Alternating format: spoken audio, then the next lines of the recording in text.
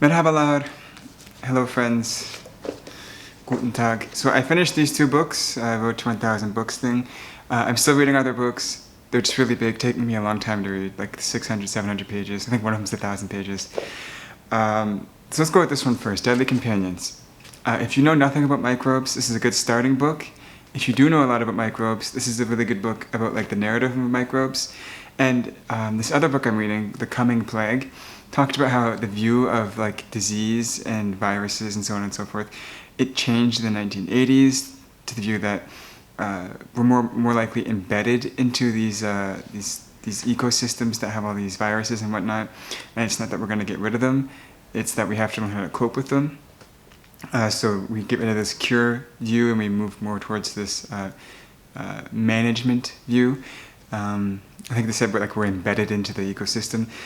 That book really gets to this point because it goes over the different events in human history that were really foundational, you could say, and how they relate to microbes. So for example, the potato famine in Ireland is caused by the fact that a fungus attacked the potato supply and they were dependent on a potato supply. Whereas in other places that were attacked by fungi, they were more dependent on other things like, let's say, oats. They had diversity in their food supply, and so they didn't have to suffer the potato famine. There's a really good story about Napoleon's troops when they marched to Russia. He sent 500,000, 495,000 of them died, and they all died without firing a single bullet. Typhus kind of destroyed the ranks of the army. In Roman history, for example, there was also the troops dealt with smallpox, and a lot of times they lost a lot of their troops due to smallpox and not necessarily war. There's just little interesting facts like this and how they shaped human history and how events were shaped by microbes. And it's not just ancient history. There's even Vietnam. There was microbes that were attacking troops. So that book's really good. I recommend reading that book. It's a fun book. The other book is Contracts, Oxford Introduction to U.S. Law. I like this book too. Now, like if you don't like law, this book might be for you. But if you like debating like nuanced rules and how to handle when people violate those nuanced rules and what are like reasonable punishments for the violation, contract law is actually filled with this kind of stuff because, like for example, right at the beginning, they talk about the measures of money damages, which is really really important for contract law. So like when someone violates a contract, like it's called breaching a contract, when someone breaches a contract and one party loses money as a result of that breach, how do you measure the monetary damage done to the person who is the receiver of the breach, or basically who was harmed from the violating of the contract?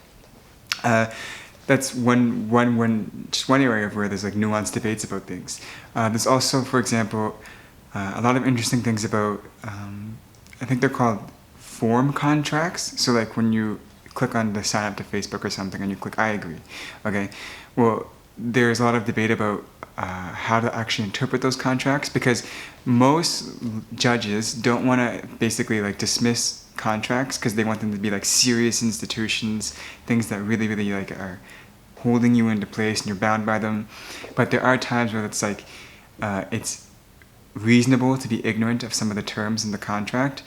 And these form contracts, as they're called, are just one example of this. And so there's a lot of debate about how to interpret them and to what extent people are held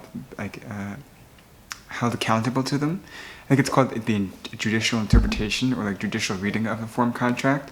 And basically judges will say like, okay, yes, people can agree to these without knowing all the terms, but when you actually want to hold people accountable to them, well, a judge has to determine like, when you accept something, maybe you foresaw that, okay, your data can be used by them. Like that's a given. You don't have to read the contract. Like it's basically assumed that without even reading the contract, you're agreeing to that they're going to use your data because that's like a reasonably foreseen thing. There are just these things that like a reasonable person should have known before agreeing to the contract anyways.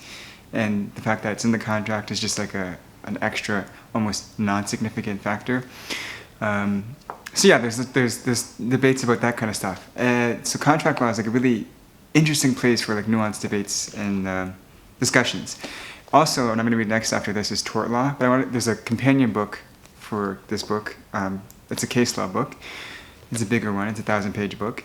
But this is highly related to tort law, and some scholars believe that tort law and contract law shouldn't be separated, but contract law tends to do with more like working between contractors, private sector kind of stuff. Tort law is about like violating civil liberties and stuff. So those are the two books that I've read in the last, 2 weeks. If my other books were smaller, I probably would have read 4 or 5 books, but what can you do? So with that being said, tschüss.